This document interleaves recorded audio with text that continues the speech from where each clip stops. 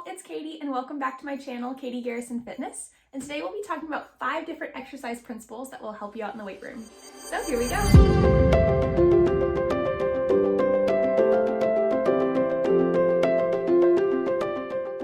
So when we're working out in the weight room, there's lots of specific reasons why we do what we do, why we incrementally go up in weight, why we do specific motions, even to other reasons like why people lift so heavy in the gym. We're going to be looking at each of these 5 principles today and explaining why and how these apply to our fitness routine. So first off, this is the biggest and most important concept to grasp today. It's something called progressive overload.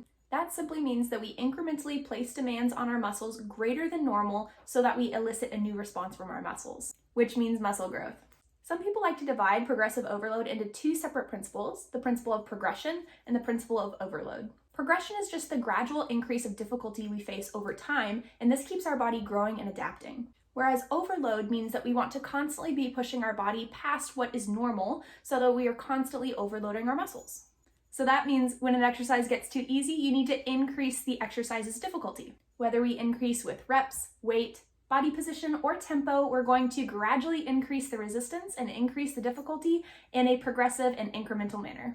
Second up here is the size principle. The heavier a load is, the more muscle mass you need to recruit to handle that load. So the size principle simply states that the smallest muscles are activated first, and then as the muscle senses, wow, this load is heavier than we thought, they recruit the more dense, the bigger muscle fibers. That just means that when we lift heavy, we're recruiting more of those larger muscle fibers. And you'll get more overall muscle recruitment with those heavier loads. Our third principle here is time under tension. This principle simply states that the longer our muscles are under tension, the more muscle fiber they have to recruit as they fatigue.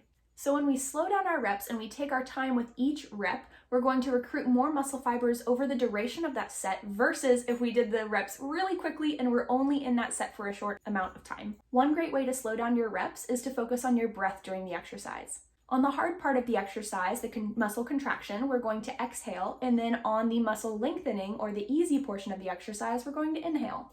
That keeps us breathing and it keeps us lifting the weight in a controlled manner. So slowing down your reps increases your muscle activation and can increase your gains. Number 4 here is the principle of specificity. And this is a pretty simple one too. All this means is that we specifically have to work the muscles, the movements, and the skills that we want to improve so that we can adapt and become more efficient at those things.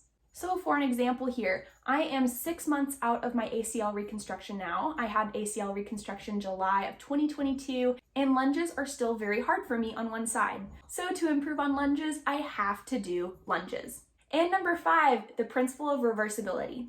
So this is everyone's least favorite principle because it states that when you don't do the same load that you're used to, or when you stop exercising altogether, your muscle mass and a lot of those adaptations that we've gained from exercise will decrease or go away completely.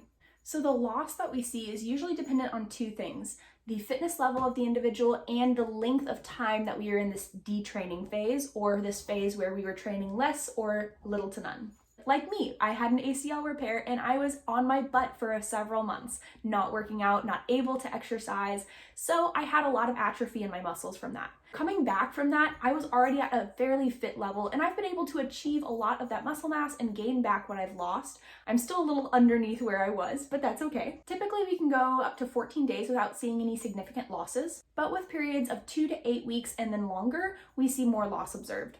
But the good news is when you start back from a long break like that, you're not starting from scratch. We have something called muscle memory. So when our bodies are used to physical activity and then they're taken out of that atmosphere, when they come back to physical activity, their body remembers to an extent. So it's easier and quicker to build that muscle back and to get our movements back to where they were. So when you're thinking about your fitness routine, try to plan these exercise principles into it. And don't forget to get adequate protein, enough rest between workouts, and quality sleep at night to help you crush your goals in the gym. So if you've already been applying these principles to your training, go ahead and let me know how that's been going in the comments below. If you are brand new to these principles, go ahead and give me a thumbs up and let me know with that like that you learned something today. Otherwise, I will see you later. Stay healthy. Bye.